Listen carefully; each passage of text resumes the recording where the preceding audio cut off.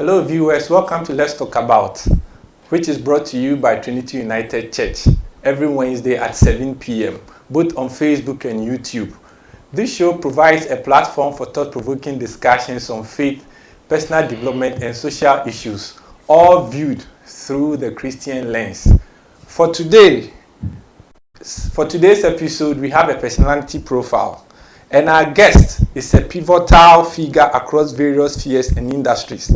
He is difficult to pin down in a box, and he has made a great impact in the military, business, ministry, sports, retirement planning, and much more. In this episode of Let's Talk About, our guest is going to talk to us about his life. And to introduce our guest, it is a great honor to introduce to you a distinguished leader, a father, a man of God, a sportsman, a friend who has shaped the course of our nation and the life of many young people. Help me welcome Captain Andy Sam. Thank you. Thank you, Anis. Captain Andy Sam. Thank you, viewers. Good evening once again, Captain. And thank you for joining us today. And it is our pleasure to have you share your life experience and your insight with us. You are welcome once again. Thank you. It's my pleasure to be here. And so, Captain, to begin with, I want you to talk to us about yourself, your background, and that's your life, where you were born, your childhood, siblings, family, parents. Yes, it all started somewhere in Adabraka. That was where I was born, in a house called Omiabra on the Castle Road. And that's where we lived for quite some time. Then later on, we moved to at that same Adabraka to quite near the Graphic Road. I started my school at Kentucky Primary School on the Sawan Road, opposite what was the first supermarket called Farisco. And that was where it all started. From there, I went on to Kimbo. It used to be called Row Road, Middle Boys School at the time, where I sat my common entrance.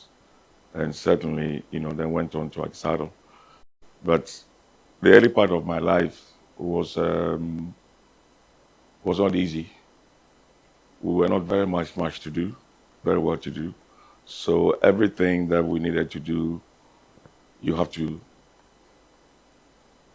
sort of struggle through life. And the early days of our life, at the age of 4 or 5, I was out to hawk fruit donuts on the streets of Adabraka and Accra in order to help my mother and our parents make ends meet. So that's how it all started. So my early years were not were tough, just like for most of kids around that time. Okay, you said hawking buffaloes. That means that you've been a businessman from the very beginning. I started, when it comes to sales, it's natural. And then also, whilst I was selling go fruits, because I lived near Graphic, I had a Graphic as well. So I had a go fruit on my head, and I had a Graphic in my armpit. And that was my own business. And that led me to raise some money to start a business at the age of 9. Wow. Yeah.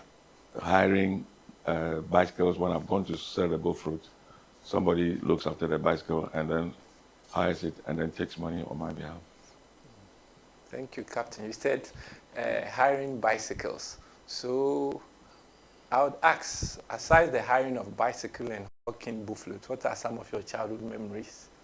Oh, it was the place where we lived in Adabraka was very good. We had a lot of people. It was very metropolitan area. There were a lot of people from all walks of life. We had a wonderful time. I still have friends from that area. There are people who are in the church who actually grew up with me. So it goes back. And walking to school, we met a lot of people on the way. There was a Roman school on the way. There was also the government school. And then obviously we had Aditrum, which is another popular school. So the area was very vibrant. And it wasn't too far away from the business district. So very, very vibrant. Vibrant, okay. Okay, Captain, I would ask, did you have any siblings at the time, or you were alone? Yes. I come from a family of five. I am the middle one. I have a sister and a brother, and then I have another sister and brother after me. So I am very much ensconced in the middle of the siblings.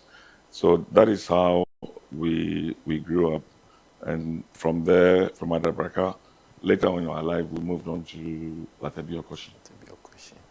Okay, so from Letebiokoshi, I'd want to ask, how did your childhood shape the man you have become today? Discipline. Discipline was very, very paramount in my home. My mother's motto has always been was no contribution, no chop. Chop. To the extent that if you don't pound the fufu, then you have to eat the cassava with the soup. And I don't know whether it's fortunate or unfortunate, but I smashed my mother's fingers pounding fufu. And blood was all over the food. So I decided not to pound anymore. So from the age of 7, I haven't tasted fufu. Because that was my mother. My mother need to put that discipline that if you don't pound fufu, then you're not going to eat fufu.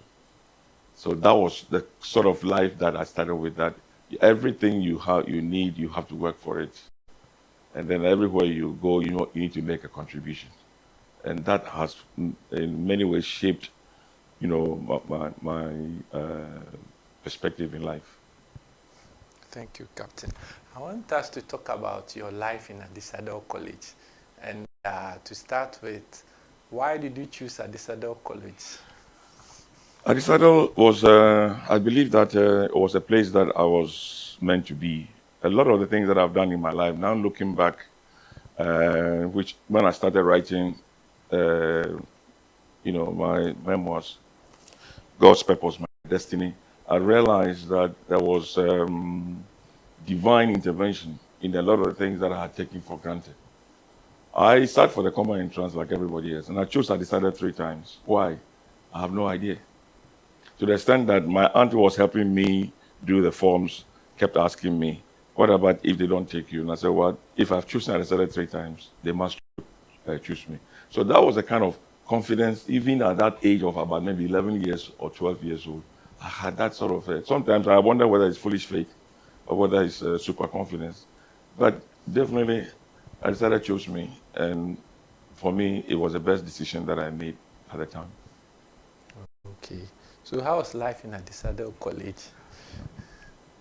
It was a perfect life, to be honest with you.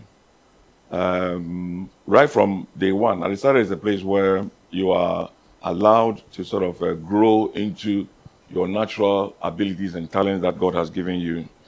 You are encouraged to experience so many things. And I look back at my life and the life of many of my mates, and I realized that the things that a lot of them were doing in school, they still took it outside. For example, those who were in the entertainment industry, those who were doing various aspects, they took them there. Mine was very much in sports. So the first year that I went there, every year when the juniors come, there is something called Hopefuls Race, 100 meters. And I won that race for my year group. And that more or less set me up for stardom. So from Form 1, I made a difference. And from then on, by the time I got to Form 3, I was playing, for the school team in various sports. And by the time I left, by the time I was in 5th form, I was doing almost every event for the school: basketball, lawn tennis, gymnastics. In athletics days, I would do maybe 5 or 6 events. On 2 days, I'll do maybe about 10 events across the 2 days. And certainly, I won the best sportsman 3 years running during the time that I was there. So I thought it was perfect for me in many, many ways. Okay, Captain, which year was this? This was the 67, 68, 69. So I am from the Adisadel College. I'm from the vintage 67-year group. Oh, okay, 67-year group. And even at the time, that was a time when I was even, I had recognition to actually represent Ghana for the first time. Because in 68, I won the National Triple Jump Championship and became a member of the national athletics team, even at that age, young age. That's where it started. Then after that, hockey followed and cricket followed, and I played all the three sports for the national team. Yes, because I came across that you were recognized on the Hall of Fame, Ghana Sports Hall of Fame. Can you tell us about That's it? right. So from that time onwards, when I left school in '69, I had the vision of going to be a farmer. So I applied to University of Ghana to read agriculture, and as things will happen, um, I I met a gentleman called Captain So, who directed my thoughts towards the military. And with the military, you have the opportunity to play sports as well. So I got involved with sports at a very high level, and that propelled me, gave me the chance to prepare and play for national team in various. So by the time, some way back in 1975, 74, I actually captained the national hockey team to win AFCON in Cairo, and then we qualified for the World Cup. And I'm sure there are many people who are listening, there are many Ghanaians who don't know that hockey went to World Cup 31 years before football went. We went to World Cup in 1975 in Malaysia, and I was captain of the team at the time. So I decided to give me the opportunity to sort of follow my talent and to explore my sporting abilities. Okay, thank you, Captain. If I would continue from there, you mentioned hockey. So that means way back then you might have played with our late former president. Absolutely. We played together. And even in our later years, he was president of a hockey club called the Veterans Hockey Club. And even when he was vice president, he was still the chairman of the hockey club. And he used to come, very dedicated sportsman. He used to come almost as many times as he had a time. We used to meet on Wednesdays. He used to come to the hockey pitch. And the hockey pitch was one place where he felt very safe and very comfortable. So whenever he came there, he would ask all his security guys to go and sit somewhere and then leave that he's at home. And and during that time, he tried to convince me. I was then abroad and I used to come home. He tried to convince me to come back and, help with the work in Ghana, which I did. But then I was given another offer to go and work overseas as well, and I had to go. Yeah.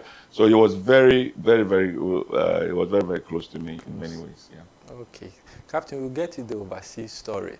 I know you had dreams being the Olympics, but then it seems along the line it was cut short. What happened? That was one of my. That is. I don't have many regrets in my life, but that is surely one of my regrets, because as young as I was at 18 years old, I had gone to.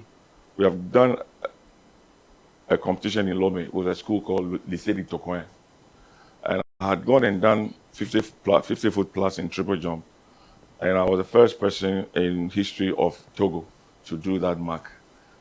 And we had a sports council guy who went with us, and we came back, and then there was national trials in 1968, and 68 was Mexico, high altitude, very good for jumping events. I had expected that I would be invited.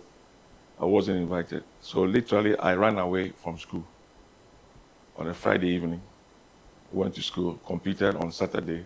The Saturday when I competed, unfortunately for me, the school entertainment that night was TV, sports highlights, and the whole school was watching, plus the headmaster, senior housemaster, and then there was AK Sam, national triple jump champion. They showed me, and obviously the headmaster went berserk because he had not been told, and no one knew I was going to do that.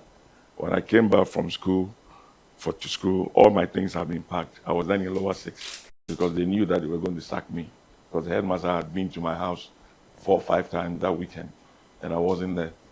Fortunately for me, when I was hauled back to the headmaster, it was a wife who saved me and told the husband to calm down, that I had done great things for the school and that I needed to be rewarded instead of being threatened. So I was forgiven, and then I continued. So from that moment, I expected that I was drafted into the national athletics team. We went to Surulere, we competed with some international Ghanaian, like Jock Daniels and the rest. And I expected that I would be given the opportunity to go to the Mexico Games. It never happened. So that was quite a sad end to the hopes. Because at the time that I did my 50 foot, the world record was only 5 feet away.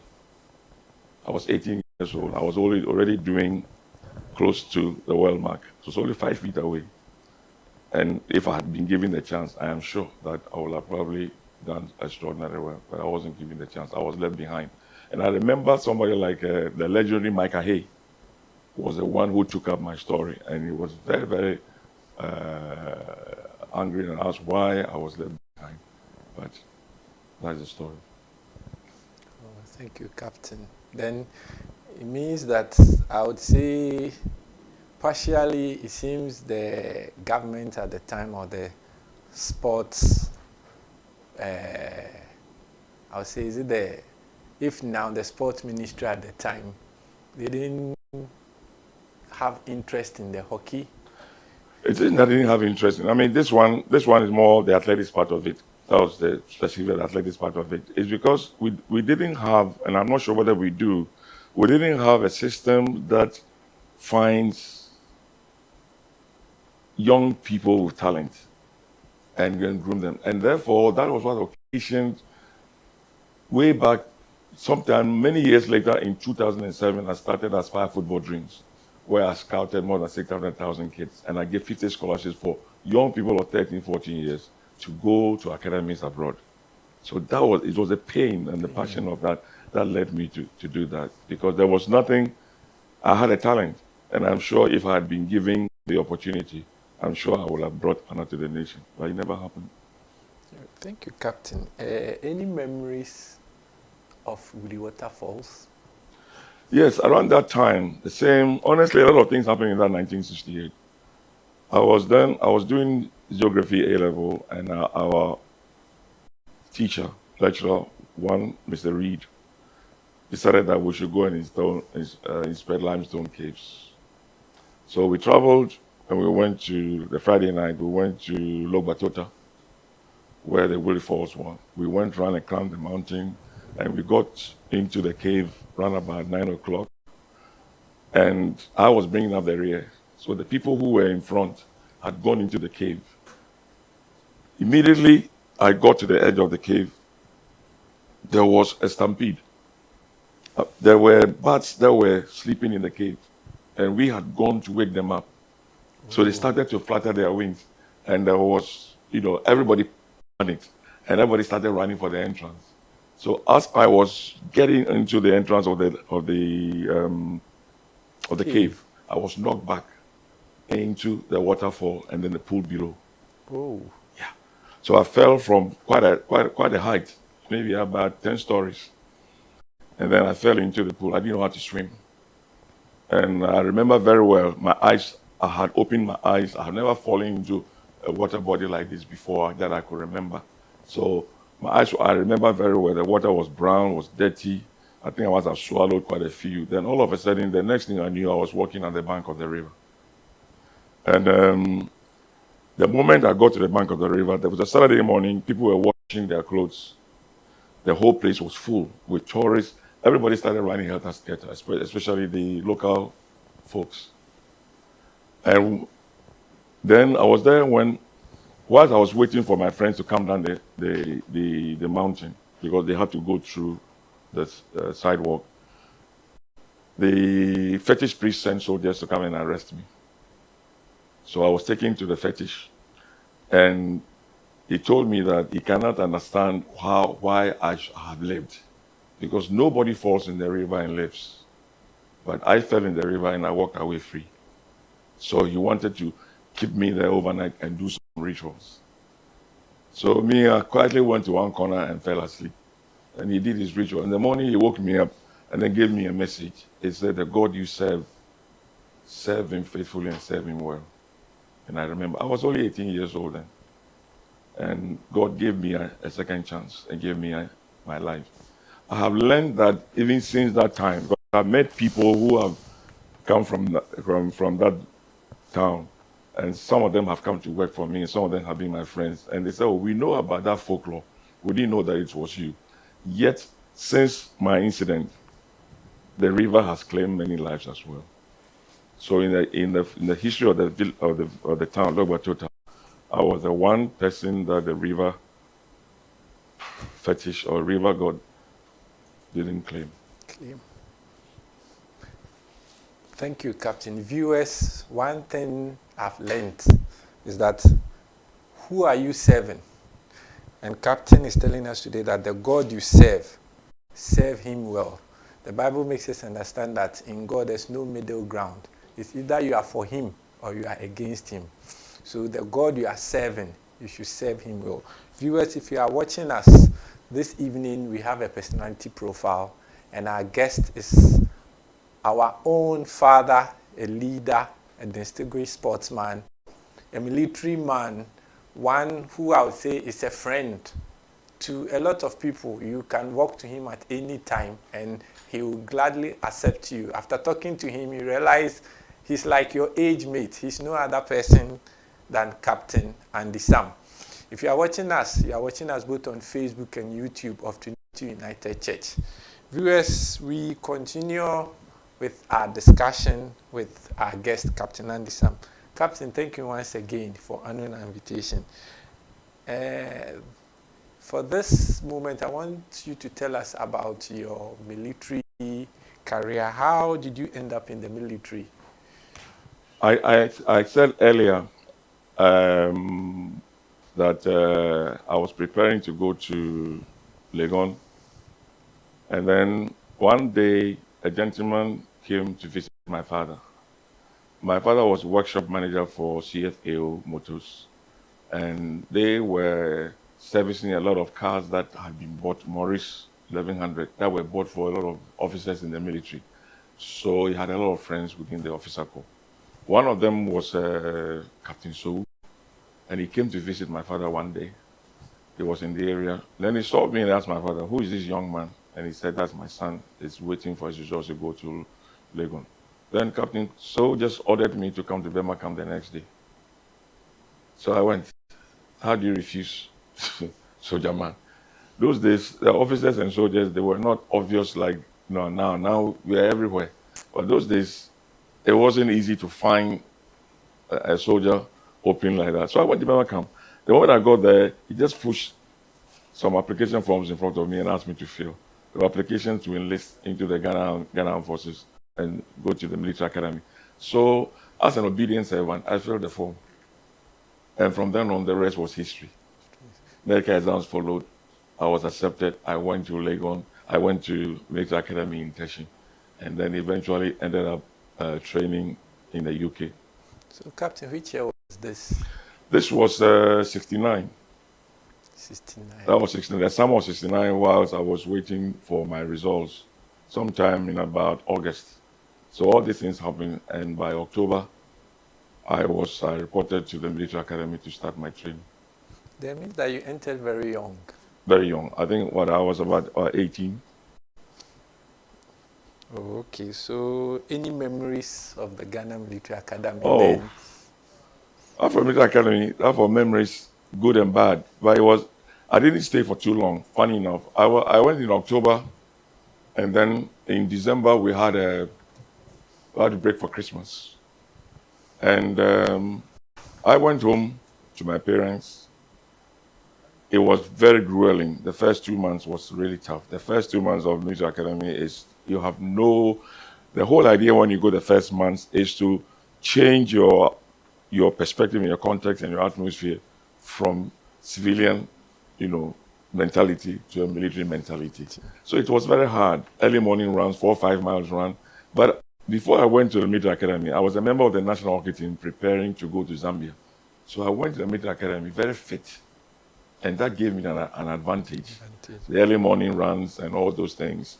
And in that year as well, there were,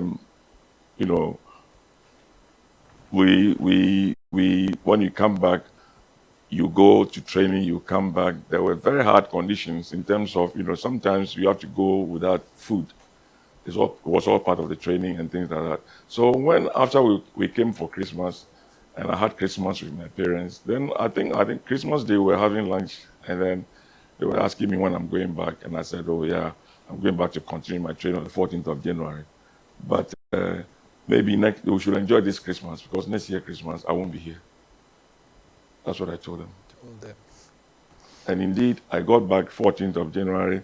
By the 28th, I was called to the commanding officer's office, and I was told that I've been given a scholarship to go to the UK to go and study. So that prophecy I made at Christmas, by Christmas 71, I was actually in the UK. And I didn't actually spend the Christmas with my parents. Okay, so that's when you were enrolled at the Royal Military Academy. That's right, in April 1970. Oh, okay. My dad told me that those days there was an intake, and I think he mentioned intake 13. And what about intake 13? That was my intake. Okay. And that intake has produced a lot of. We had a CDS from that intake. We had a lot of generals from that intake as well. Washigan was part of that intake. Was a minister. Peter Blair was an ambassador. You know, so it was a special intake in many ways, in the sense that we were probably the last time when they took O-level students. My intake had 90% of us were A-level students, or even first-year university students. After our intake, no O-level students were taken. Everybody had to come with A-level. So we were, if you like, sort of a period of transition for officers going to the military academy. Okay, thank you, Captain. So, Captain, how was life in the UK? Heaven. Heaven. Heaven in the sense that in the military academy, you know, I mean, they really make life difficult for you. When you go even to the mess to eat, they will give us rice water, for example, for breakfast. And they'll make the rice water so hot, straight from the fire, and they bring it to the table. And you cannot eat. You are given 1.5 minutes to eat. The egg is very hot. So you have to find ways and means. And I develop ways and means in the sense that when they bring me the rice water, I always go and sit where the ice water jug is. So when they brought the rice pudding, rice water, I pour the ice water into the rice water to cool it. Then I put the egg in the glass. And then within 30 seconds, I finished it because it was cool. While people were waiting for it to cool down. And then by the time I get there, they will say, all of you genius out of the dining room. And then I'll take the egg with the shell and everything, and I'll swallow it whole. If you don't eat to get energy, the work you're going to do before you come from lunch to lunch was grueling. And maybe you might even not be able to have lunch because something will crop up and they will give you punishment. But Sandhurst was heavenly. You will go and then they serve you and they are pampering you. Eat more, do this. It was a dream. It was a dream. The best time of my life. The 2 years I had there was fantastic. And there again, my sports also took another level. I had my own personal coach who was taking me around, you know, various circuits in the winter and also in the summer. We did games. I won many accolades. I won a lot of awards there as well. I ended up with Sandhurst, the best sportsman there. I also was the best overseas cadet, you know. And I remember that about 10 years ago or 15 years ago, we went back. My group there went back in Tech 48 in Sandhurst. We went back and we asked them for them to give us our reports. And I got my report, which I published in my book. And in my report, they said that my commanding officer said that probably the best overseas cadet that has ever entered Royal Military Academy Sandhurst. Thank you, Captain. We'll be going on a break in a minute. And when we return from the break, we'll be discussing your return when you came from the UK, your work with Lieutenant General J.M. Hamidu, and how you left the military and thereafter. But then before we go on the break, I'd want to ask, how was it like, the training in UK and Ghana? Are they the same? Is there any similarities or there are differences? I mean, the training in the UK, you go to various places. We went to Cyprus. I trained in Germany. I trained with officers, cadets from Germany. I trained with cadets from the US who came over. We had wonderful time. They encourage you to do a whole lot of stuff. You had even there, I also did, there is an academic course that you take. And through that academic course, I got a scholarship. I was offered a scholarship at Reading University to read economics. I did A-level economics there whilst I was in Sandhurst. And that gave me access to Reading University. They gave me a scholarship, but I couldn't go. It was there as well. I played football. I did so well as a striker. Arsenal in London came to watch me. They also offered me a training contract to play professional football. But again, the military did not allow me to take it. Both the Reading University and also the Arsenal opportunity. So that was where I really recognized and realized the potential that I had. Yeah. So Sandhurst was a very important part of my life. That everything, I came out as a 22-year-old and I knew exactly who I was. I knew exactly what I had. I knew exactly what I could do. And that really shaped the rest of my life. Thank you, Captain. We'll talk about the football. Viewers, we are going for a short break, but let me remind you once again that we are live both on Facebook and YouTube of Trinity United Church Legon. You can send your questions, comments, and suggestions on the same platform. We will be glad to share them to the public. We will be back shortly. With the growing challenges of life in light of both global and domestic development, the Christian is faced with the difficult task of balancing survival within a secular system and at the same time living a Christian life that pleases their Maker. It is for this reason that we need to have frank conversations on the many issues of life through the Christian lens. So, we bring to you Let's Talk About. On Let's Talk About, we talk about health, career, dating, marriage, family, divorce, politics, finance, and all the issues of life that the Christian is confronted with on a daily basis. Join us this and every Wednesday on the YouTube and Facebook pages of Trinity United Church Legon, and let's talk about life as Christians. With the growing challenges of life in light of both global and domestic development, the Christian is faced with the difficult task of balancing survival within a secular system and at the same time living a Christian life that pleases their Maker. It is for this reason that we need to have frank conversations on the many issues of life through the Christian lens. So, we bring to you Let's Talk About. On Let's Talk About, we talk about health, career, dating, marriage, family, divorce, politics, finance, and all the issues of life that the Christian is confronted with on a daily basis.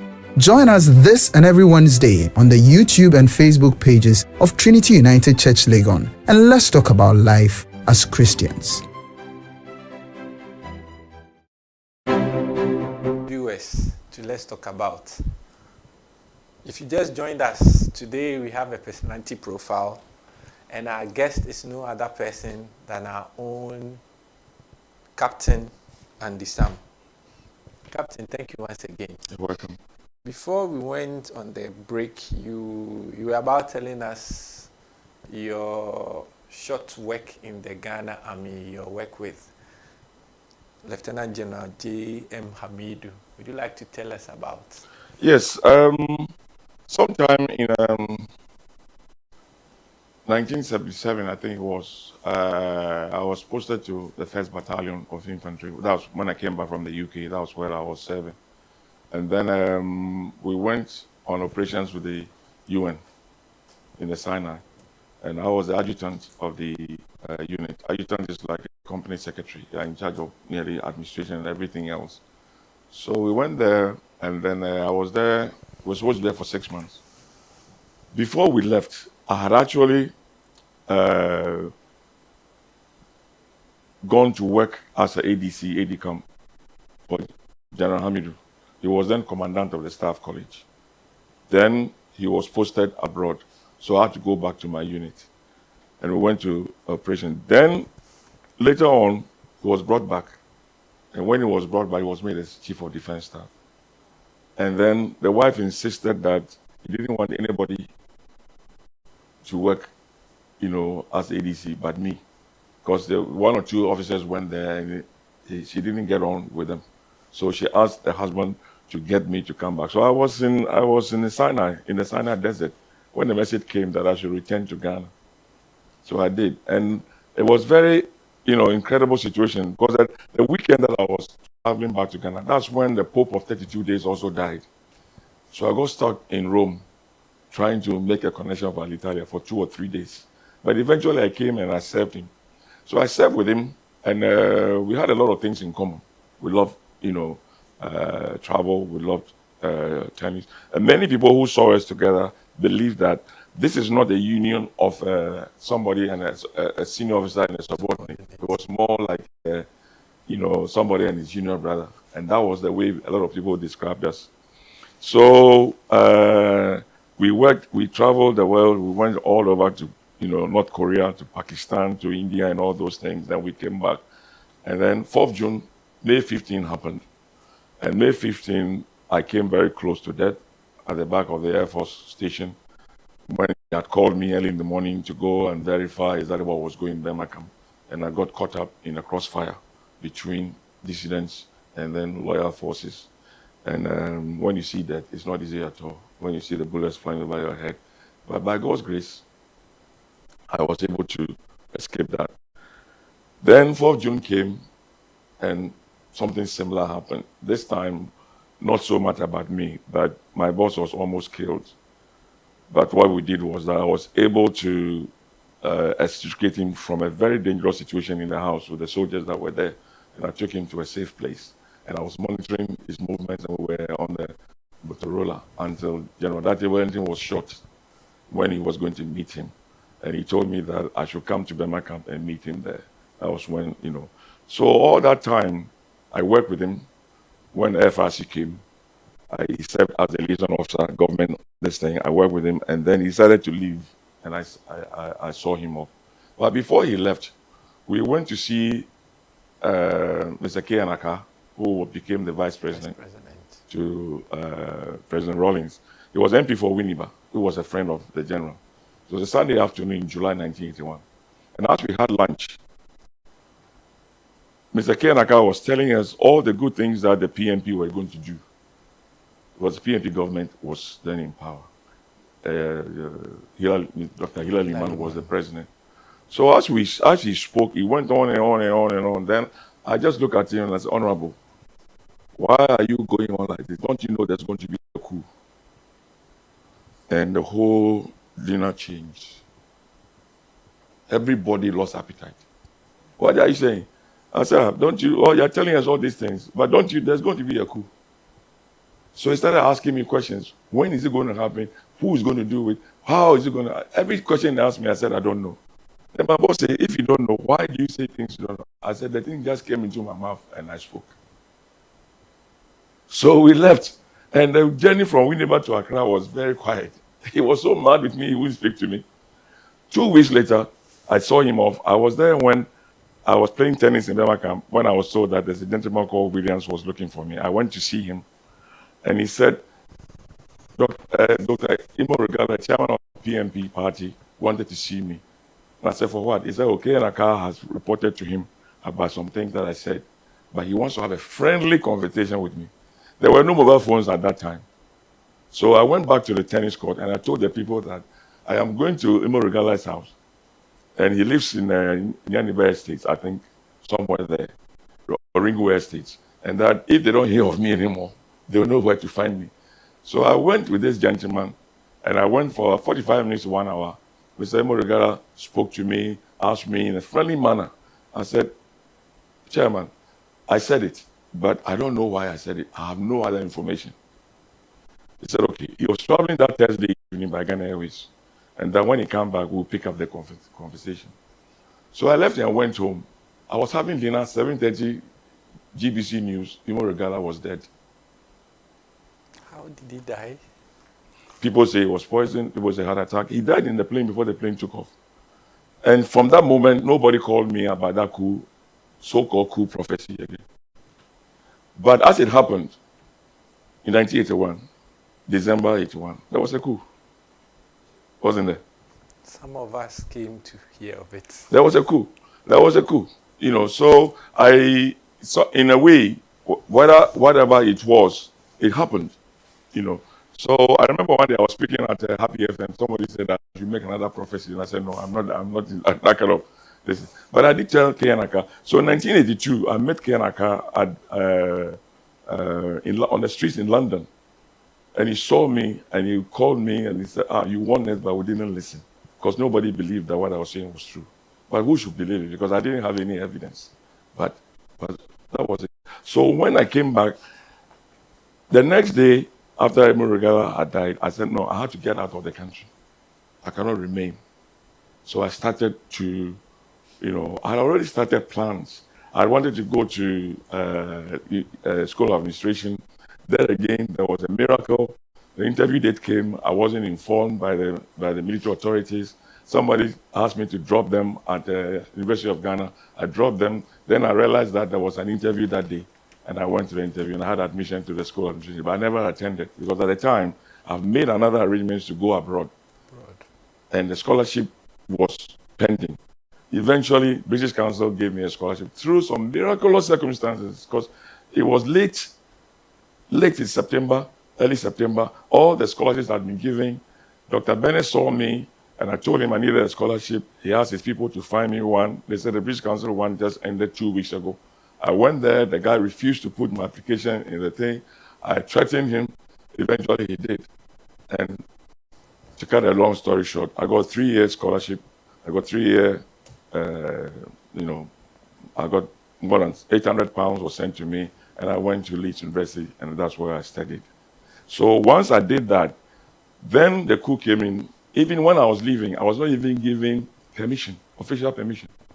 It was my boss whom I served with in the Sinai, and the work that I did, he got promoted whilst there. So when I went and spoke to him that I had not been given permission, the training department had refused to give me permission.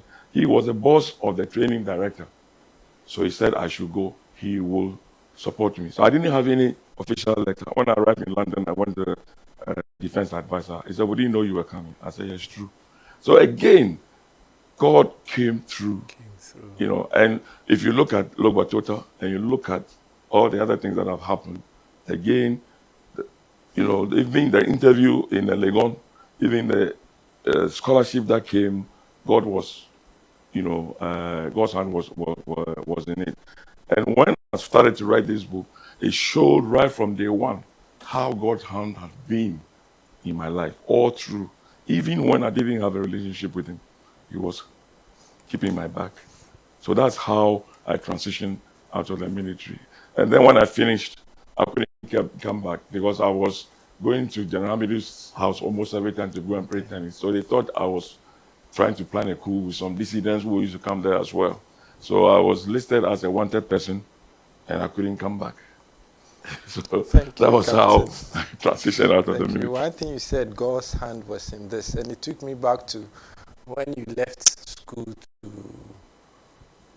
go for the tournament, when it was viewed on TV. Yeah. And when you came back, then the head teacher's wife came in. It was God's favor. Absolutely. Then now you are 7, you're senior, and the wife also stands in for you.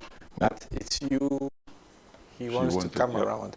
And then at this point, God came through for you. So I want to ask exactly, is it the scholarship that made you leave the military finally, or after the coup? How did it happen? The whole decision. I got a scholarship and I left in September 30th by British Caledonian, and then the coup happened. If let's assume that I had prophesied. Let's assume that I had prophesied. I said something and it came through. So let's assume go back in 81 July. So I assume that I have made a prophecy. Am I going to sit here and make the prophecy become negative to me? Because remember, when the coup took the 2 coups, I came close to death, serious injury. Am I going to wait the 3rd time? And God fashioned a way out of me when there was no hope. He took me out to the extent that even I didn't have authority, written authority to travel out of Ghana. But it never happens that you should. So I mean, it's when I look back, it's so overwhelming. The consistency of God's faithfulness and God coming through. But even more was to come. When I finished my training and I realized that I couldn't come back because there's no way I'm going to come back and say I wasn't a wanted person. I wasn't doing anything, treasonable. Who's going to listen to you in 1981, 1984? Nobody's going to listen to you. So I had to stay there. And naturally, because of that, I was put on court martial and I was dismissed from the armed forces. And here's the story of a young man who was being trained to be chief of defense staff, was a top student in the UK. Because of that, he even was allowed audience with the Queen Mother at the time. I had tea with the Queen Mother as part of my prize. Okay, now years on, I've become a fugitive. But that is the way, when you read the story of David, you see things like that, that there is a period where God keeps you and hides you and prepares you. You see, and when I was worried as to whether I'd done the right thing, I had a dream that night. And in that night, those of us who were supposed to be dissident have been aligned. And when your case is judged and you are found guilty, Rollins was the chairman of the tribunal. He will pull a lever and you're sitting in front on a dungeon, a trapdoor. The trapdoor will go, they will tell you and go and finish you off. That was the dream. When he got to my turn, he pulled the trapdoor more than 50 times. The trapdoor failed to open. So I was acquitted. Glory to God. Captain, reading your book, God's Purpose, My Destiny, I read some pages. And viewers, the team would project the cover page of the book, God's Purpose, My Destiny, one of the books written by Captain Andy Sam.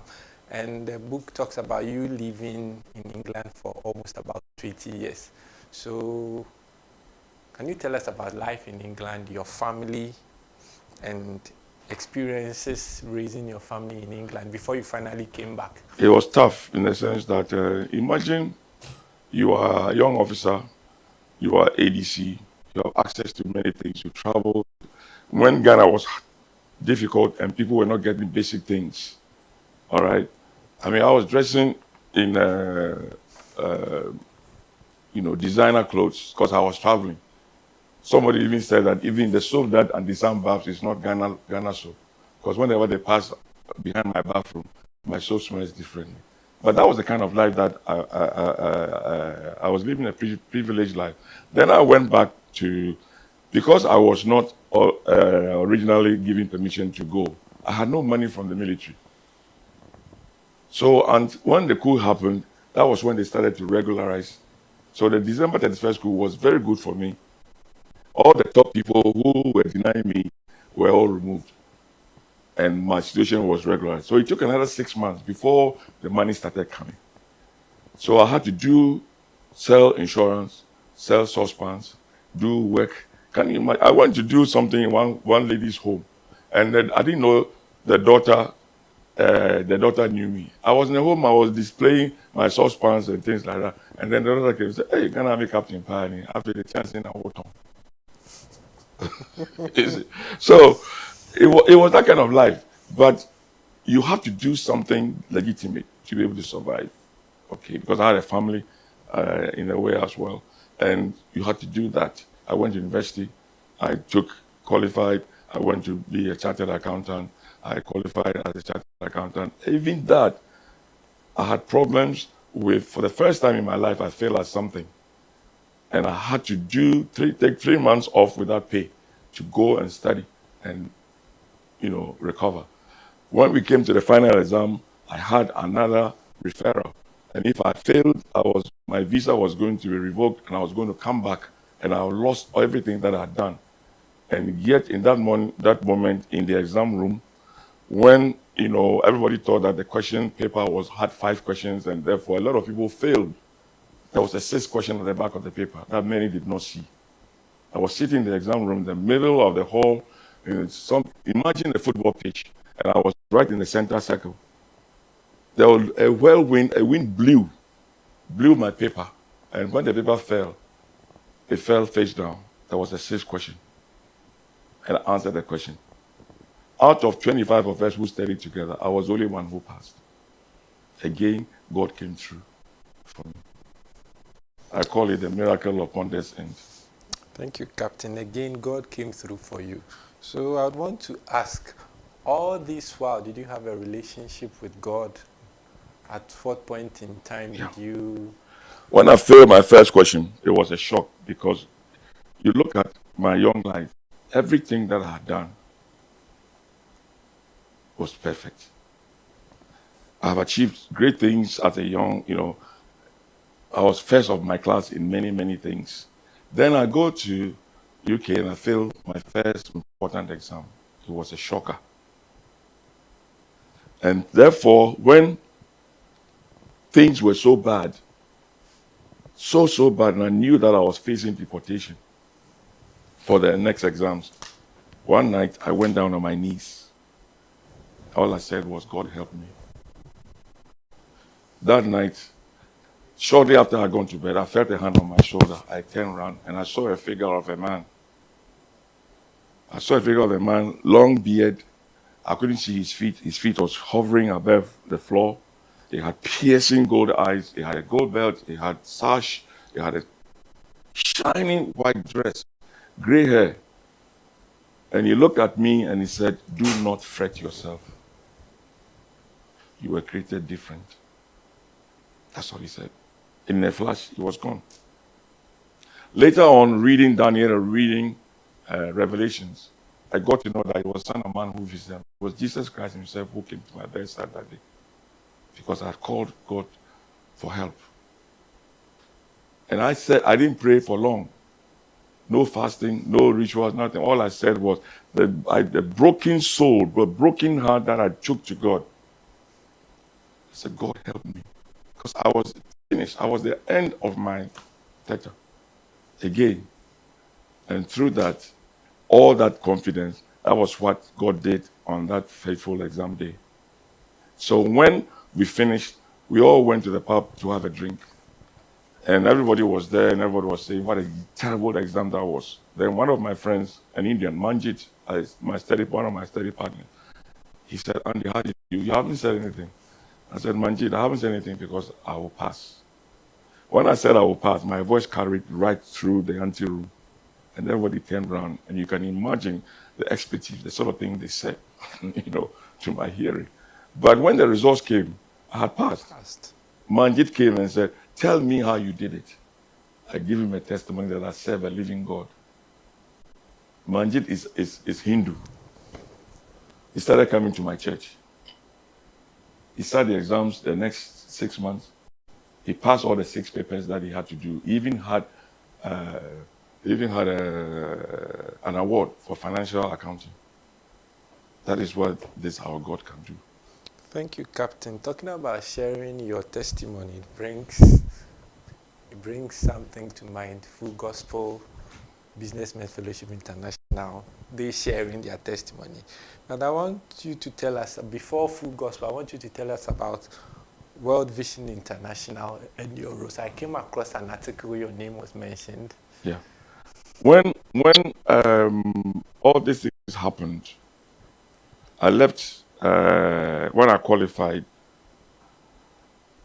I made a covenant to God when I was going for my last exam, where the miracle happened in that exam room. I said, Lord, if you make me pass this exam and qualify, I will serve you the rest of my life. So when the results came, I had passed. I remember I went to the train station, I bought the paper, the results come in the post the next day. The Friday night, I opened the paper, I look at the S column. AK Sam, my name was there. I just broke down and I started to cry. Because it's been such a long journey. Then, so I went to apply to be a local preacher.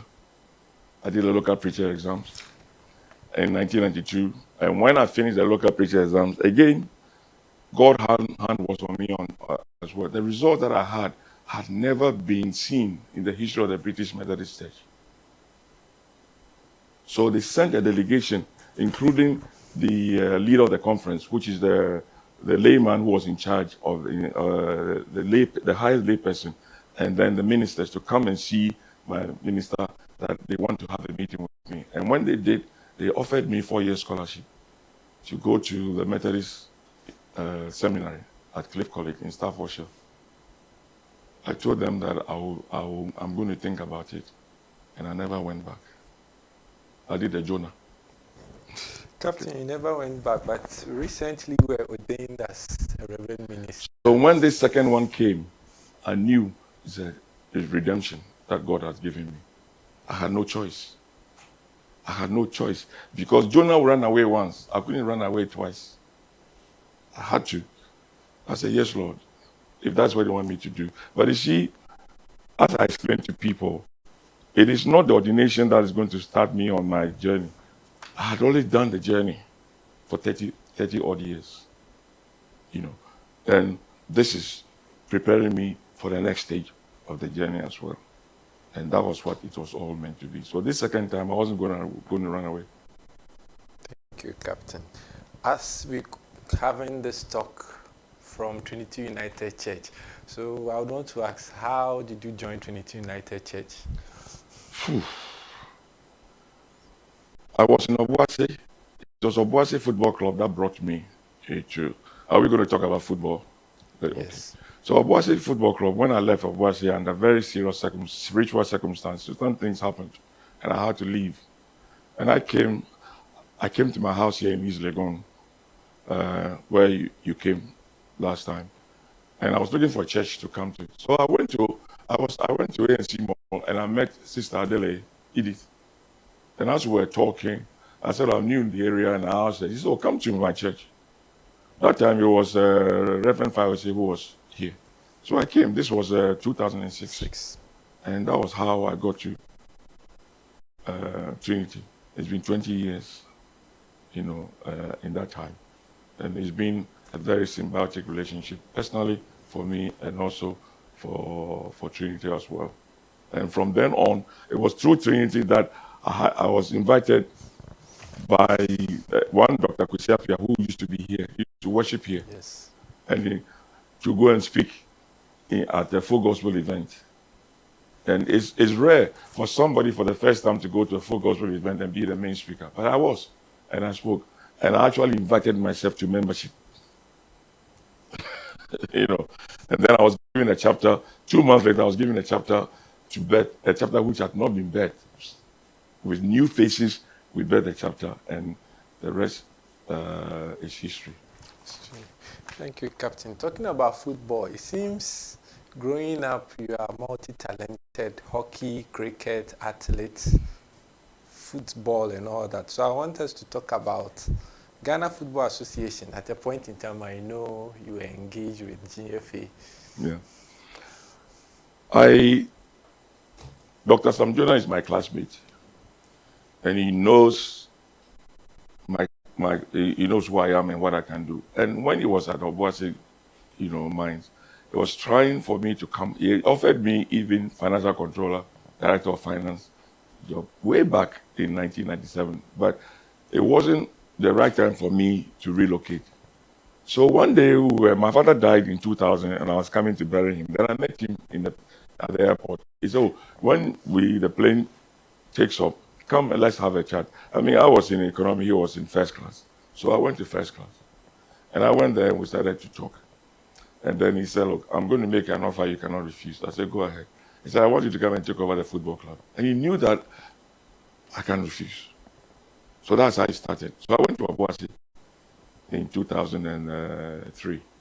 And then I stayed there. And I took the football club.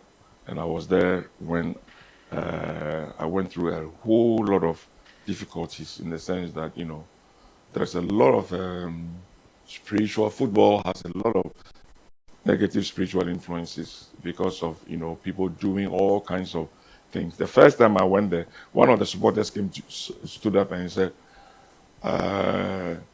Chief Executive, Chief, what is a Christo nipa? Na football no dear, a drum. Obaya na onye. Me say now, you're Christian, I don't know. Also, the Anya Fascabra, and that was the difficulty that I had. And every Thursday before Sunday was a nightmare.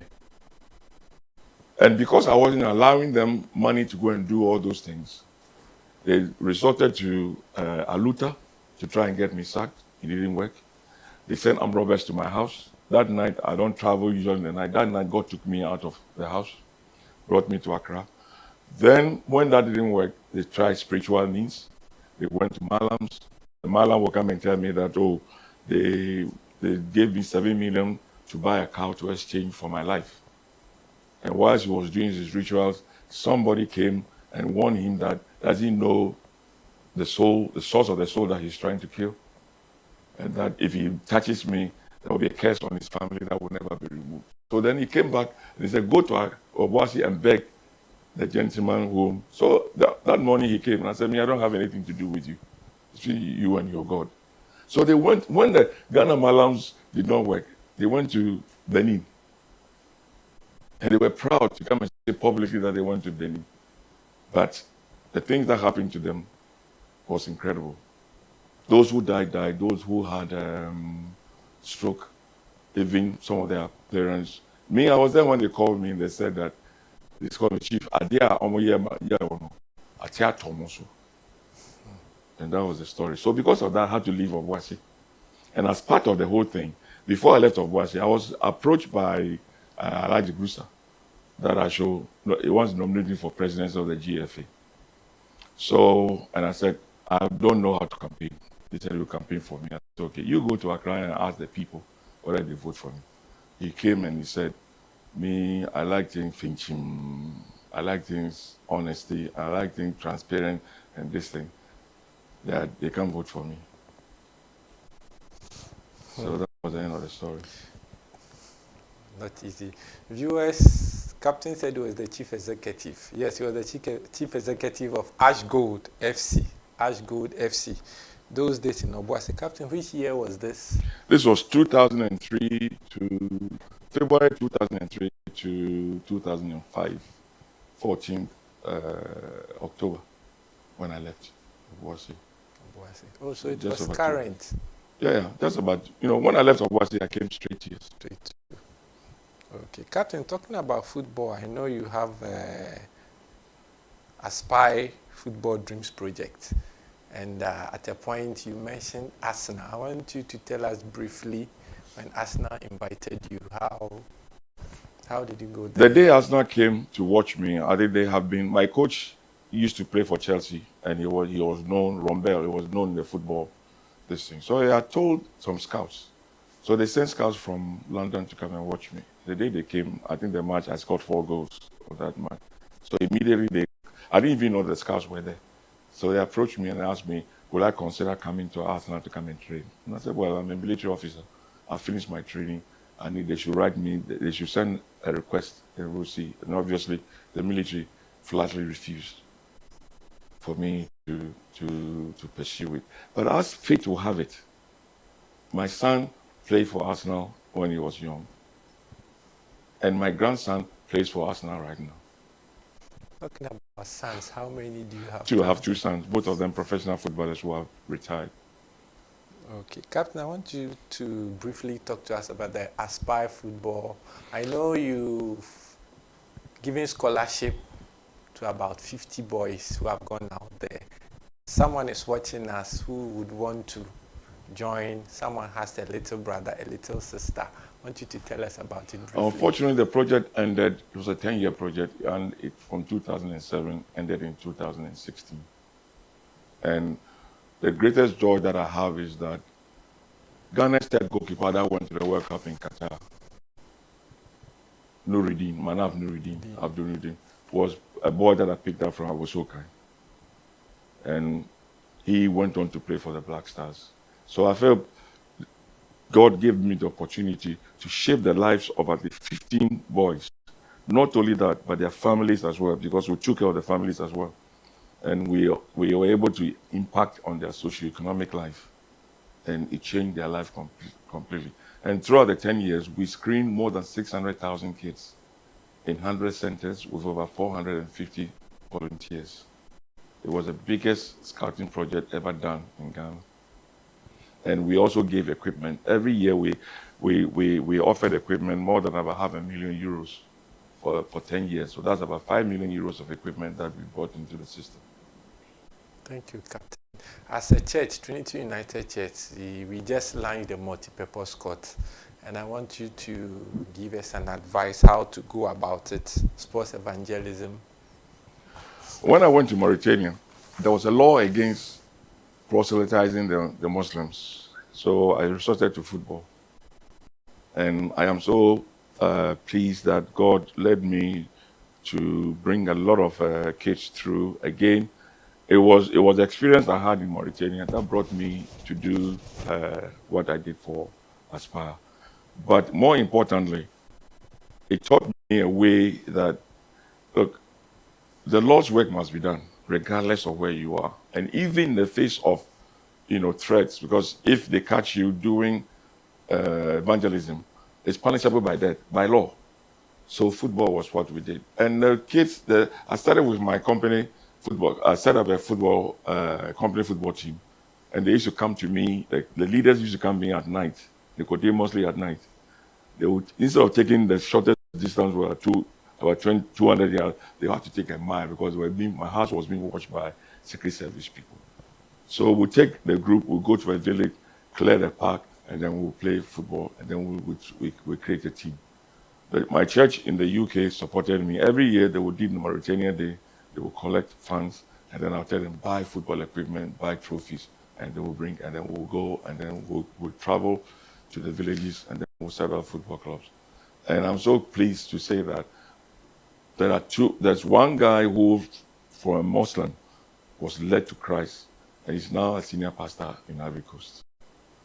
So the Lord was made us very, very fruitful. But then, with every rose, there's a thorn.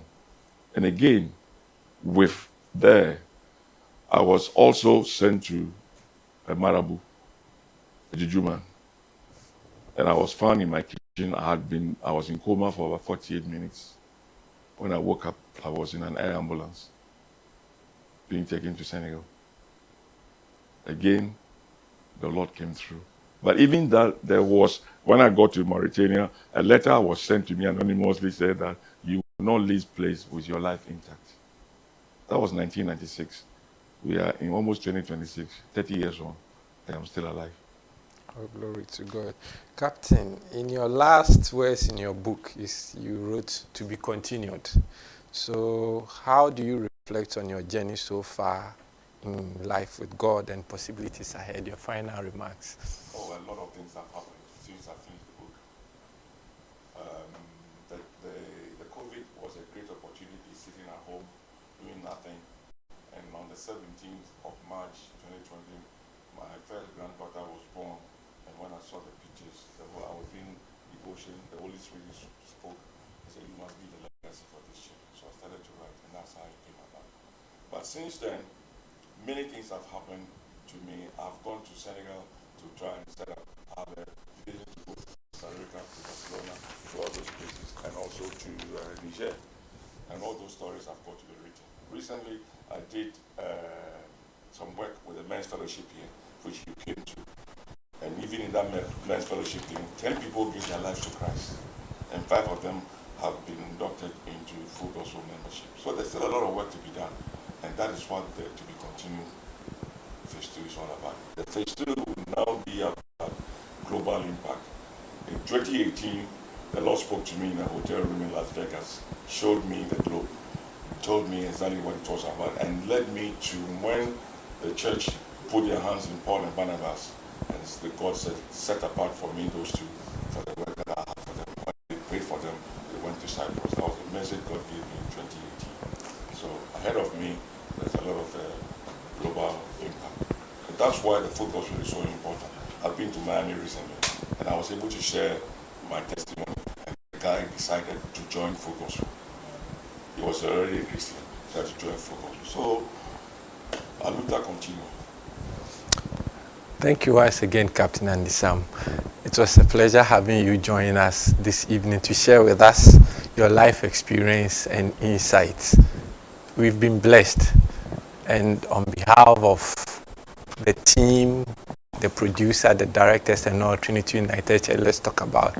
We say thank you very much, and God bless you. And so to our viewers, thank you for sticking with us today also. We've come to the end of this session. We have been joined by Captain Andy Sam, who shared his life profile with us. We hope you have learned something new to add to your life. One thing I learned is that the God you serve him well. The God you serve him well. And we should let God's purpose be our destiny in this life. My name is Enes Kilson, your host for today. See you, God willing, next Wednesday for another interesting discussion. Thank you, and have a good evening.